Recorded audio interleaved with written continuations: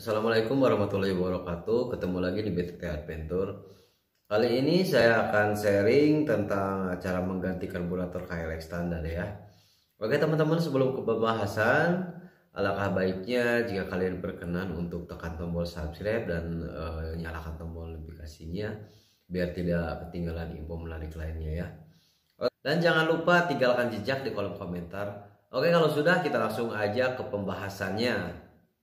Mengganti karbu standar sudah menjadi bagian umum bagi sebagian pemilik kendaraan bermotor, khususnya pemilik kendaraan KLX, dengan maksud untuk menambah performa atau sedikit meningkatkan akselerasi. Maklum buat ukuran motor trail, KLX ini rada unik, dia pakai karbu vakum yang terkenal kurang responsif. Motor Kaihin NCF24 Venturi 24 ukuran pilot J38 main jet 112 KLX 150 sebenarnya sudah mampu dibuat ajak adventuringan. Namun bagi sebagian pemilik spek seperti ini kurang mampu diajak ke medan yang rada sedikit berat atau ekstrim. Ada beberapa tipe karburator yang menjadi pilihan utama bagi pemilik KLX standar ataupun modif.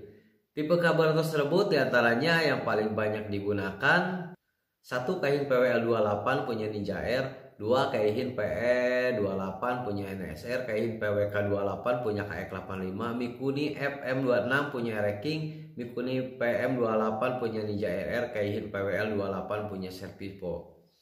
Nah, biasanya karburator tersebut masih menggunakan spuyer bawaan karbu. Untuk bisa kita gunakan di KLX butuh beberapa penyesuaian, diantaranya pilot jet, main jet, dan juga yang meski mengganti jarum skep agar campuran bahan bakar ideal untuk digunakan.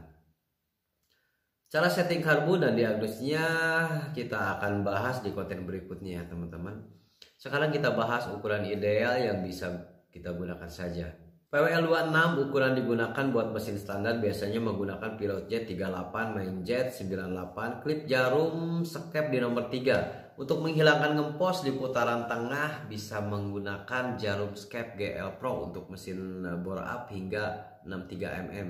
Biasanya menggunakan power jet 40, MJ 105 atau 108. Angin antara 1,5 sampai 2 putaran, biasanya di seperempat putaran.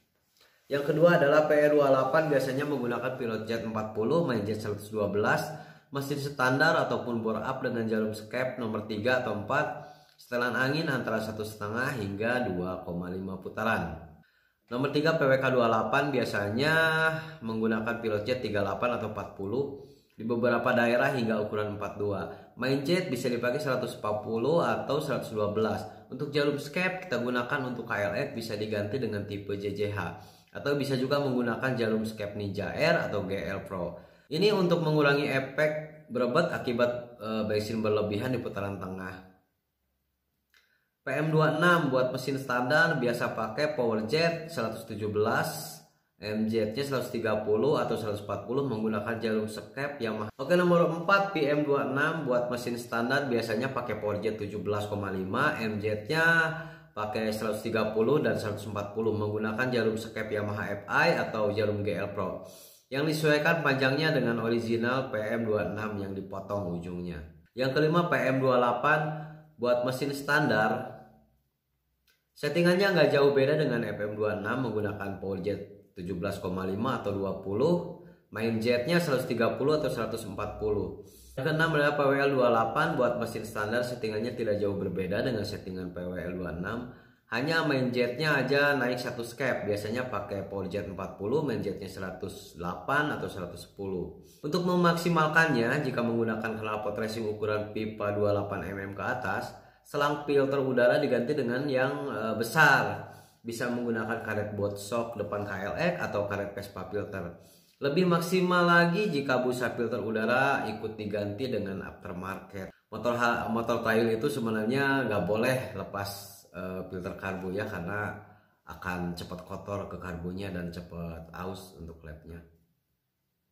Buat teman-teman juga ini beda wilayah beda ya settingannya.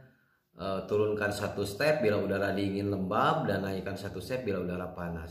Oke, terima kasih banyak, semoga bisa bermanfaat dan menambah wawasan kita. Sampai jumpa, wassalamualaikum warahmatullahi wabarakatuh.